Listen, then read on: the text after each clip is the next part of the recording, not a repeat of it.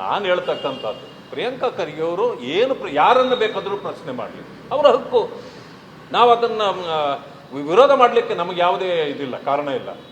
ಆದರೆ ಒಂದು ನೂರು ವರ್ಷಗಳಿಂದ ಇವತ್ತು ಕೆಲಸ ಮಾಡಿರ್ತಕ್ಕಂಥ ಸಮಾಜದ ಪರವಾಗಿ, ದೇಶದ ಪರವಾಗಿ ಮಾಡಿದ ಅವರನ್ನು ಗುರಿ ಮಾಡಿಕೊಂಡು ಮಾಡೋದಿದೆಯಲ್ಲ, ಅದು ನಿಮಗೆ ಶೋಭೆ ತರೋದಿಲ್ಲ.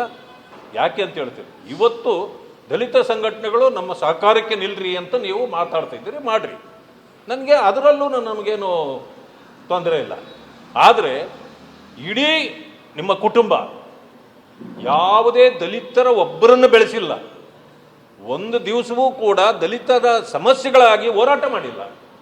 70 ವರ್ಷಗಳ ಕಾಲ ದಲಿತ ಸಂಘರ್ಷ ಸಮಿತಿ ಈ ರಾಜ್ಯದಲ್ಲಿ ಹಲವಾರು ರೀತಿಯ ಹೋರಾಟ ಮಾಡಿದಾಗ ಅವರಿಗೆ ಯಾವತ್ತೂ ಸಹಕಾರ ಕೊಟ್ಟಿಲ್ಲ, ಒಂದು ದಿವಸವೂ ಕೂಡ ಹೋರಾಟದಲ್ಲಿ ಭಾಗಿಯಾಗಿಲ್ಲ. ಆದರೆ ಇವತ್ತಿದ್ದಕ್ಕಿದ್ದಂಗೆ ನಾನು ದಲಿತರ ಪರ ಅಂತ ನೀವು ಹೊರಟಿರಲ್ಲ, ಇದಕ್ಕಿಂತ ವಿಪರ್ಯಾಸ ಬೇರೆ ಒಂದು ಇಲ್ಲ. ಯಾಕಂತಂದರೆ ನಾನು ನಿಮ್ಮ ಜೊತೆಯಲ್ಲೇ ಇದ್ದು ನಾನು ನೋಡಿದವನು, ಕಂಡವನು, ಅರ್ಥವನು. ಅದರಿಂದಾಗಿ ಈಗ ನೀವು ಯಾವ ರೀತಿ ದಲಿತರ ವಿರುದ್ಧವಾಗಿ ನಡ್ಕೊಂಡಿದ್ದೀರಿ, ಇವತ್ತಿಗೂ ನಾನು ಹೇಳ್ತೇನೆ, ಇವರೇನು ಮಾಡಬೇಕಾಗಿತ್ತು, ಇದನ್ನೆಲ್ಲ ಮುಖ್ಯ. ಇದು ಸಮಾಜದ ಪರವಾದ ಹೋರಾಟ ಅಲ್ವೇ ಅಲ್ಲ, ಅದು ಸ್ವಾರ್ಥದ ಹೋರಾಟ. ನಾನು ಹೇಳ್ತಕ್ಕಂಥದ್ದು 42,000 ಕೋಟಿ ದಲಿತರಿಗೆ ಇಟ್ಟಿದ್ದೀವಿ ಅಂದ್ರಲ್ಲ, ಅದು ಅವ್ರಿಗೆ ತಲುಪುವಂಗೆ ನೋಡ್ಕೊಂಡಿದ್ದಿದ್ರೆ ನಿಮ್ಮನ್ನು ಮೆಚ್ಚಬಹುದಾಗಿತ್ತು. ದಲಿತರಿಗೆ ಆಗಿರ್ತಕ್ಕಂಥ ಅನ್ಯಾಯಗಳು ಇದು ಸರಿಯಲ್ಲ ಅಂತ ಮಾಡಿದ್ದಿದ್ರೆ ಆಗ್ಬಹುದಾಗಿತ್ತು. ನಾನು ಈಗಲೂ ಕೇಳ್ತೇನೆ, 2.5 ವರ್ಷ ಆಯಿತು ನಿಮ್ಮ ಅಧಿಕಾರಕ್ಕೆ ಬಂದು.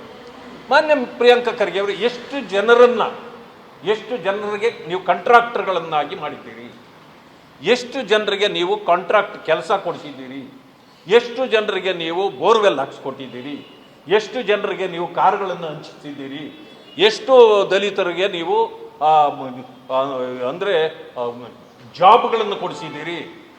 ಇಂಥವುಗಳನ್ನೆಲ್ಲ ಮಾಡಿ ನೀವು ಕಲ್ಯಾಣ ಕರ್ನಾಟಕಕ್ಕೆ ಇನ್ನೂ ಹೆಚ್ಚು ಹಣ ಕೊಡಿ ಅಂತ ಕೇಳಿ, ಎಷ್ಟು ಜನರಿಗೆ ನಾನು ಫೀಸ್ ಕಟ್ಟಿದ್ದೀನಿ, ಎಷ್ಟು ಜನರಿಗೆ ನಾನು ಬಟ್ಟೆ ಹೊಲಿಸ್ಕೊಟ್ಟಿದ್ದೀನಿ, ದಲಿತರು ತುಂಬ ಹಿಂದುಳಿದಿದ್ದಾರೆ, ಅವ್ರನ್ನ ಮುಂದೆ ತರಬೇಕು, ಒಂದೂ ಮಾಡಿಲ್ಲ.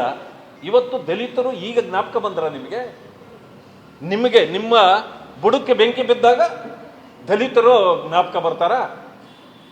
ಇದು ದಲಿತ ಸಮುದಾಯಗಳು ಕೂಡ ಅರ್ಥ ಮಾಡ್ಕೊಂಡ್ಬಿಟ್ಟಿವೆ. ನಾನು ಏನು ಹೆಚ್ಚಿಗೆ ಹೇಳೋದು ಬೇಕಾಗಿಲ್ಲ.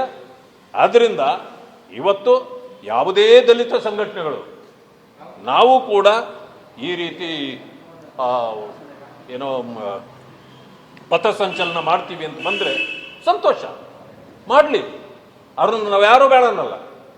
ಆದರೆ ಈ ಪ್ರಿಯಾಂಕಾ ಖರ್ಗೆ ಅವರು ಎತ್ತಿರ್ತಕ್ಕಂಥ ವಿಚಾರಕ್ಕೆ ಮಾತ್ರ ಇವತ್ತು ಸಪೋರ್ಟ್ ಆಗಿ ನಿಲ್ಲೋದಲ್ಲ, ಇದು ಬಾಬಾ ಸಾಹೇಬ್ ಅಂಬೇಡ್ಕರ್ಗೂ ಕೂಡ ಅಪಮಾನ ಮಾಡ್ತಕ್ಕಂಥದ್ದೇ ಅಂತ ಹೇಳಲಿಕ್ಕೆ ಬಯಸ್ತೇನೆ.